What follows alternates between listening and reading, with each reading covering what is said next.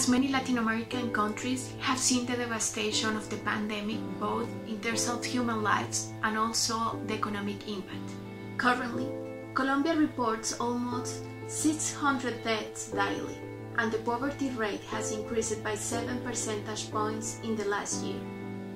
We need to increase the speed of the vaccination quickly, but it's hard to do as there is massive scarcity of vaccines around the world and the few available have gone mainly to high-income countries. At Dejusticia, we believe this scarcity is artificial and is mostly a result of the excessive protection of intellectual property laws in international law.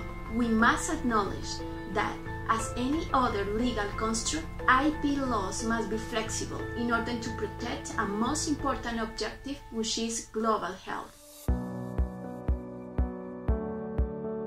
Many organizations from the Global South have been calling high-income countries to support the temporary waiver to patents and other intellectual property rights of vaccines and treatments of COVID-19. This measure will allow companies from around the world to replicate vaccines, therefore increasing the global production. The waiver to patents is just a first step that must be accompanied with the due transfer of knowledge and the necessary investments in technology that allow a more decentralized production. It should be also temporary and allow fair compensation. Other measures, such as promoting voluntary licenses with companies and increasing the donations to poorer countries, are important. But let's be clear, these actions will not be enough to deal with the pandemic. Companies have been reluctant to engage in voluntary licenses, and vaccine donations are still a drop in the ocean.